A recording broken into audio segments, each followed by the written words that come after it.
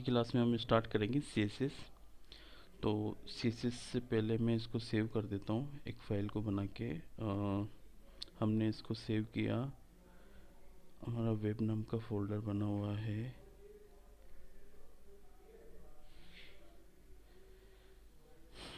इसके अंदर शुभ नाम से, ठीक है। इसके अंदर मैं यूज़ कर रहा हूँ CSS नाम का, मैंने एक फ़ोल्डर बनाया, ठीक है। ठीक है, सबसे पहले CSS का हम टाइप देखेंगे, टाइप डॉट CSS, ठीक है। CSS से पहले हम थोड़ा सा बेसिक जानकारी ले लेते हैं कि CSS क्या चीज़ होती है, ठीक है। CSS आपका फुल फॉर्म होती है इसकी कैस्केडिंग स्टाइल शीट, ठीक है। दूसरा हम इसमें बात करते हैं डॉट CSS, इसका एक्सटेंशन होता है, ठीक है। तीसरा अगर हम बात करें तो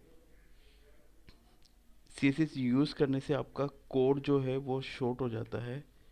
छोटा कोड होने की वजह से जो वेबसाइट के लोडिंग टाइम और रिफ्रेशिंग टाइम कम हो जाता है, loading time and refreshing time, ठीक है।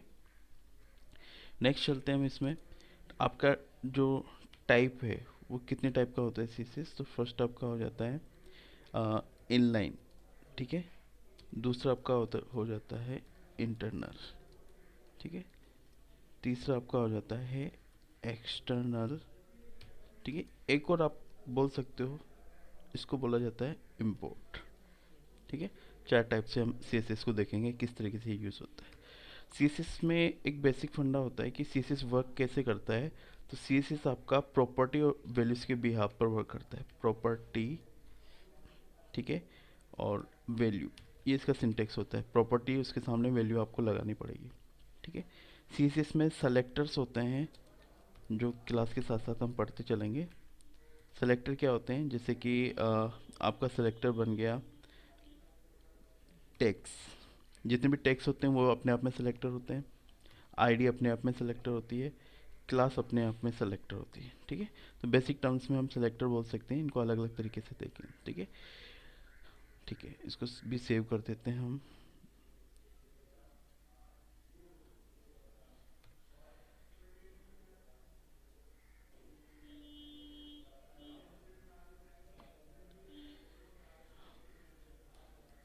CS, ठीक है। अब हम बात करते हैं, इसकी कोडिंग करना है हमें। तो मैंने यहाँ पर इसको सेव किया, सबसे पहले तो सेव एज, दोबारा से सेव कर लेते हैं।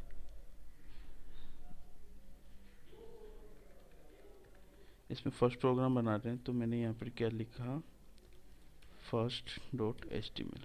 पहले हमने गलती से type dot C S S लिख लिया था, इसको हमने एच टी एम एल में बनाया। यहाँ पर आपको जो फाइल है आपकी, वो फाइल आपको ऑल फाइल्स करनी रहेगी, ठीक है। ऐसे करके आपने इसको सेव कर लिया, ठीक है। H T M L simply आपका सिंपल, जैसे पैराग्राफ में मैंने वेलकम लिखा और इसको मैंने बंद किया, रन किया।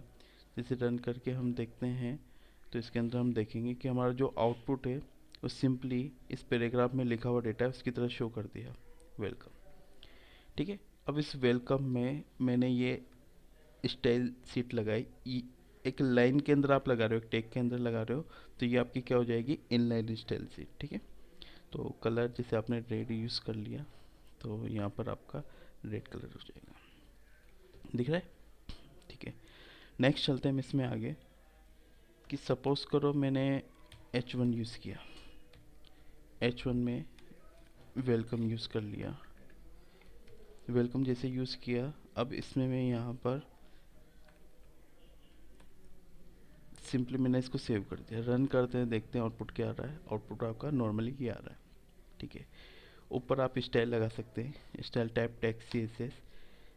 H1 टैग है तो सिंपल आपने H1 यूज़ किया और यहाँ पे कलर आपने सपोज करो ब्लू यूज़ कर लिया, ठीक है। तो ब्लू जो कलर यूज़ किया यहाँ पर ब्लू आ गया। इस तरीके से ऊपर जो आपका बना है इसको बोला जाता है इंटरनल CSS, ठीक है। ठीक है, इसको चाहो तो हम कमेंट करके भी बना देते हैं, इंटरनल CSS। ठीक है, ये आपका इनलाइन था तो इसको भी बना लिया आपने इनलाइन CSS।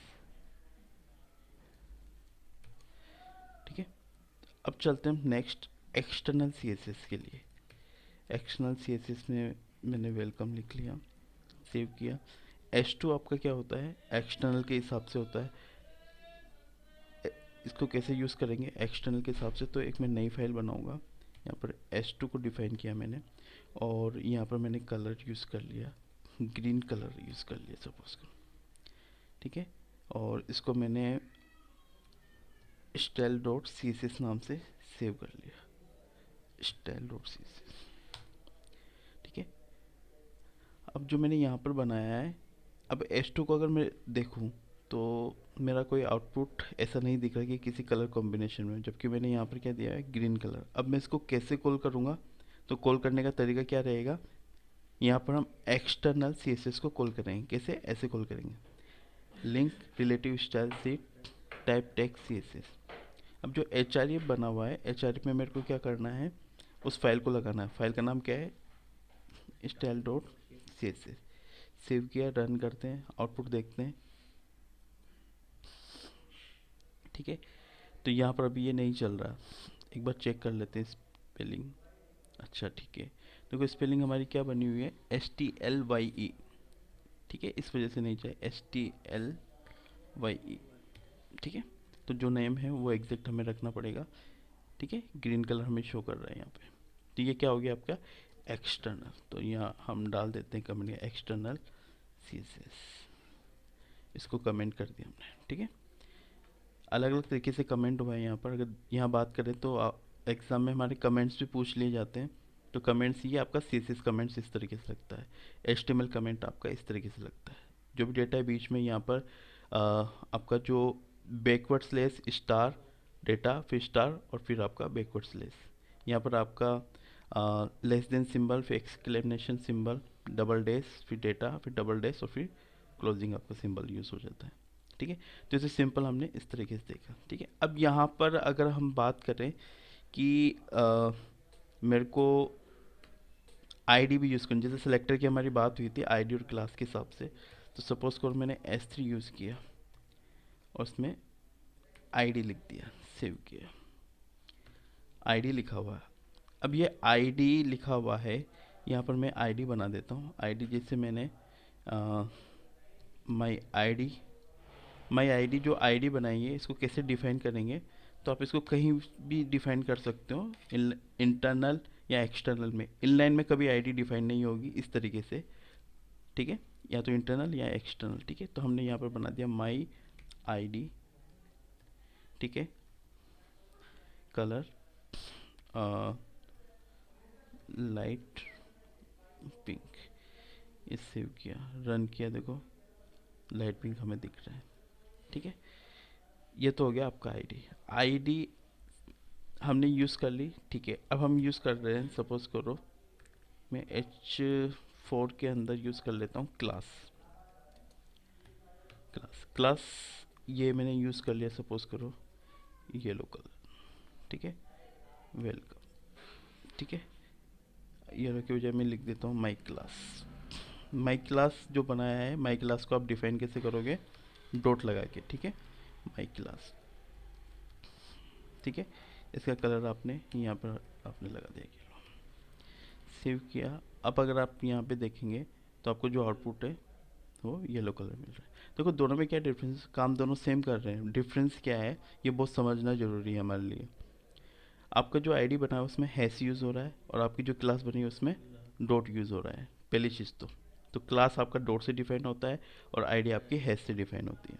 ठीक है, दूसरा यहाँ पर अगर बात करें दोनों से सेम काम हो रहा है, तो दोनों का इंडिविजुअल स्पेसिफिक यूज़ क्या है। देखो क्लास आप किसी दूसरे टैग के साथ भी यूज़ कर सकते हो मल्टीपल टाइम, जबकि आईडी आप मल्टीपल टाइम यूज़ नहीं कर सकते हो। ठीक है, वेबसाइट के स्टैंडर्डाइजेशन जो रूल्स हैं वो क्या बोलते हैं, वो कहते हैं कि आईडी आप अगर यूज़ कर रहे हो तो आप किसी एक चीज़ के लिए यूज़ करो, मल्टीपल चीज़ों के लिए यूज़ मत करो। जैसे कि हमारा यूनिक आईडी कार्ड होता है, आधार कार्ड होता है, पैन कार्ड होता है, वो एक ही होता है।